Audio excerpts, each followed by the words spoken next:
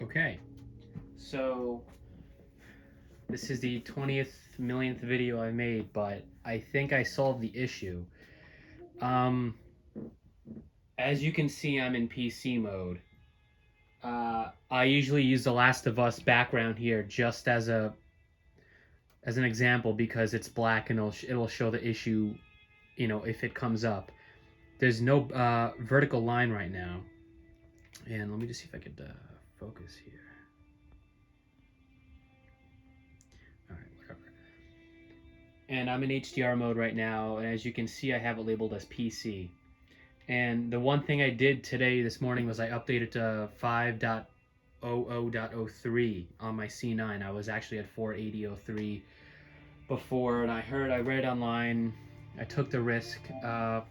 Apparently 503 fixes some VRR bug with GTX video cards, but I figured, you know what, I'll try it because this can't be. It has to be, a way to fix this.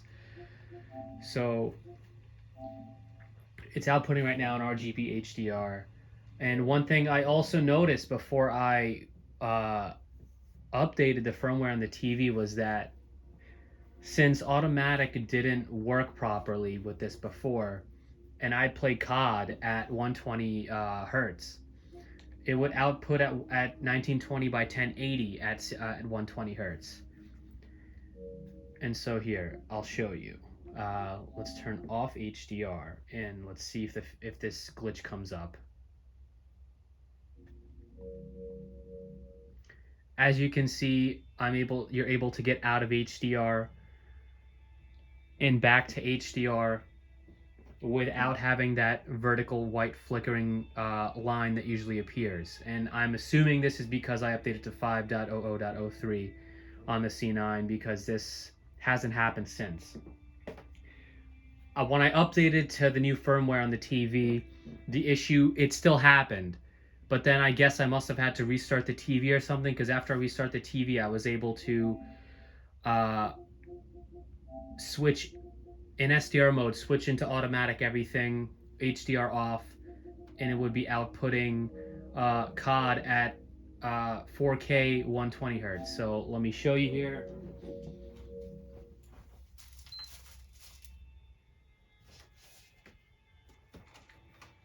I had Valhalla in here.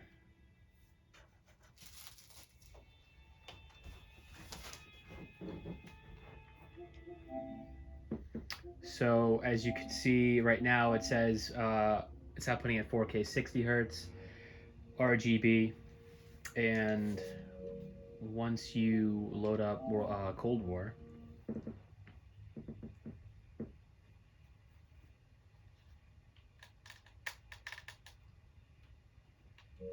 so now that you're in game, you can go to screen and video. It's outputting at point here. It's outputting at 3840 by 2160 at 120 hertz in YUV 422. This is one of the issues that's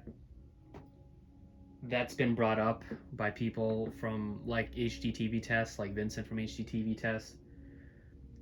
This can't output at full 444 at 4K 120 hertz, and that's probably because of the bandwidth issue on the PS5. It might be able to be patched in, but the whole issue is that it could only output like 30 gigabits, or instead of 38. It couldn't do the full.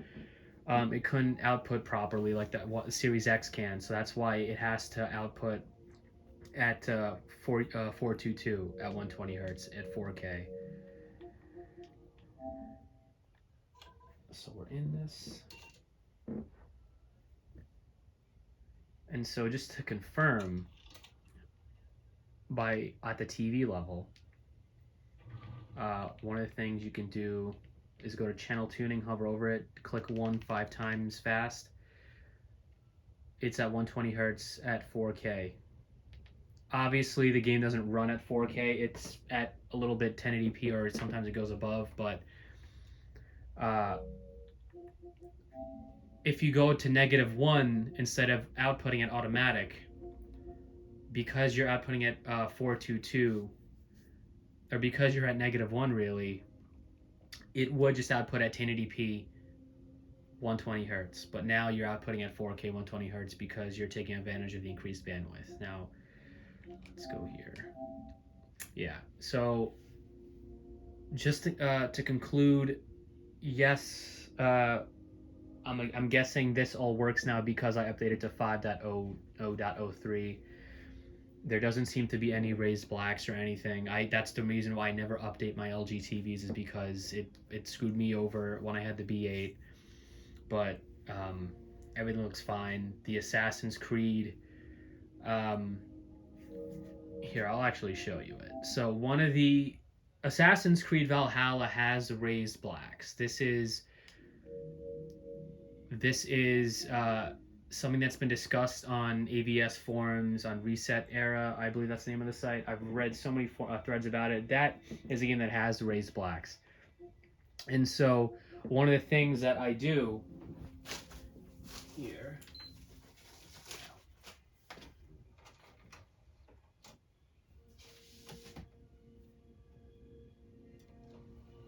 let me turn off the light here. So we're back in HDR mode. The startup screen for Valhalla, as you'll see here, the blacks are raised. This is not the TV. This screen right here, where you see the fire particles and shit come up, that is pure black. And especially if you're in a dark room, you'll notice it instantly. So you'll notice that all the loading screens in this game are not pure black on an OLED. They're raised. You'll see in a second. Right now, it's also raised. I don't know if you can see it on the phone or not, but in person, it's raised, and it's 100 times more noticeable if you're in a pitch black room. Right, and so what you could do is, by the way, this looks great.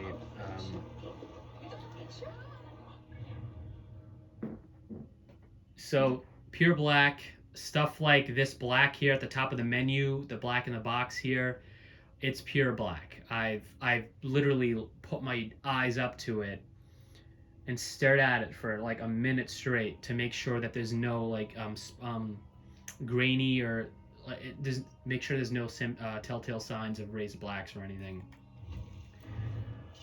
When you switch between tabs, you'll see the black that you get here is pure black. It's quick, but you'll notice that. And around here, on the edges, you'll notice it's very dark, very pure black. But just so you know, I know for a fact. Whoa! I don't want that menu to come up. There we go.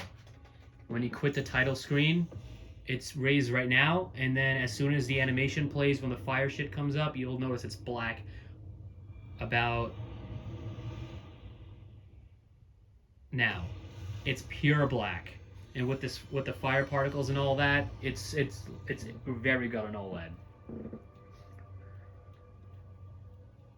So yeah, let me turn the light back on.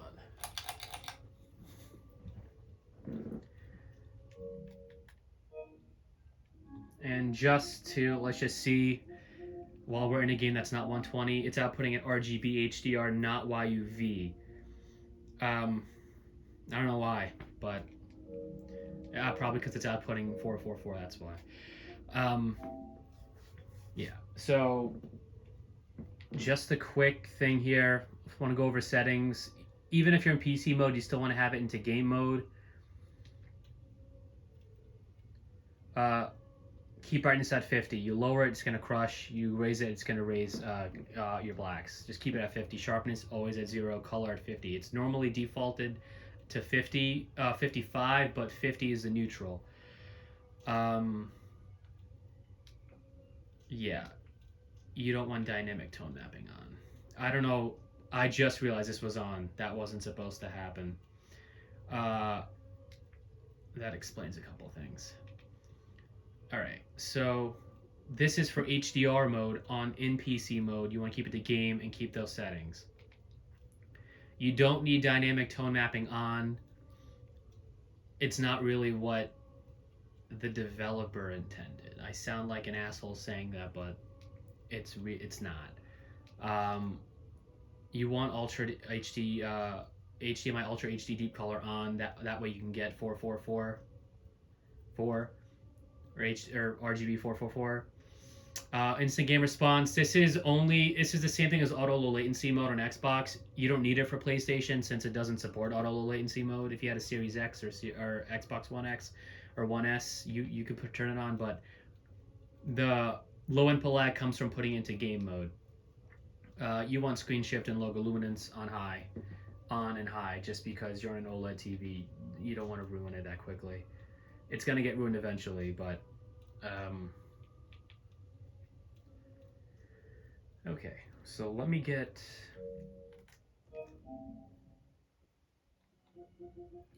out of HDR here and just show you the settings I use for SDR mode while you're in PC mode. So let me just go back on here again, just because I'm paranoid about this, because I'm gonna kill myself next time I see this white vertical line.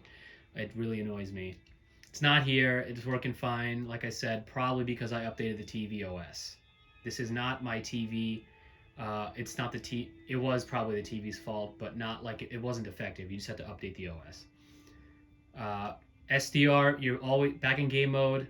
OLED light 25 puts out 100 nits, which is what you want in a pitch black room when watching SDR content. Contrast at 85. I did a contrast AVS test on YouTube. There's no clipping at 85. Brightness 50, like I said before. Sharpness 0, color 50, tint 0. Expert controls. It's gonna, because you're in PC mode, it's gonna gray out a lot of this stuff, so you don't have to play with it.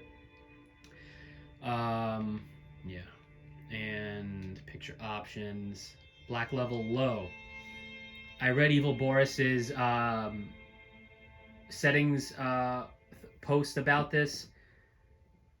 You just want to keep it at low in the console output to keep the console output black level to limited or low, and keep your TV black level to low / limited to match. You could do full on the console and normal, or high on the TV rather, full console high on the TV, but I think it's just better to do limited low, because it's just the way the games are like displayed or mastered or whatever. It's just easier to keep it limited low. I'm going off what Evil Boris said, so yeah. And yeah, so SDR in PC mode, you want it in game also. That's where all your input lag goes away because of that. And now, one more thing that I want to address here is, this is on my Fire TV. I had this issue especially. If I could find it. So the display area right now, if you notice, it is the circles are actually out of bounds on the left side here. These two circles, it's out of the left, going out the left side of the screen. And if you look at the right side, it's perfect. And just the way to make sure, just to show you why it's doing that, is here. That's interesting. Just Scan is on. It's very interesting. If you turn off screen shift, they all magically fit. And that's why it's off. So don't go screwing around with the PS4 settings trying to move the circles to fit, because they're all not going to fit. Not all four are going to fit because screen shift is on. You obviously want screen shift on to avoid burn-in as long as possible. I was going to say before, with my Fire TV, and because it wasn't in PC mode with the Fire TV, you're actually able to adjust Just Scan. The Fire TV setting was off also, and I could not fix it, because I would always align half the screen, and the other two things would never be aligned.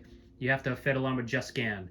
Just Scan at auto, you had to turn it off on auto and it was either Just Scan on or off. You have to manually turn that setting on or off, and then it would fit. And that's probably because of the way the Fire TV transmits the signal. But you want to make sure you want to just make sure that if it is out of bounds, it's probably just because your screen shift is on. And that's why I didn't realize when I first got an OLED TV. And yeah, that is it. So, um, like I said, limited. If you do automatic, the PS5 automatically goes to full if you turn on automatic. And at first I thought, wow, my OLED looks really nice because the blacks are so deep, but then I realized it's crushed blacks. And I ended up putting it to full at that point because on my TV I ended up putting it high because it was outputting it full on auto here. But what you really want to do, just to be safe, keep it limited on the PS5 and on the LG C9, keep it at low. And yeah, that concludes the video. That is how I fixed my issue. I updated the TV to 5.0.03. That magically fixed it. So yeah,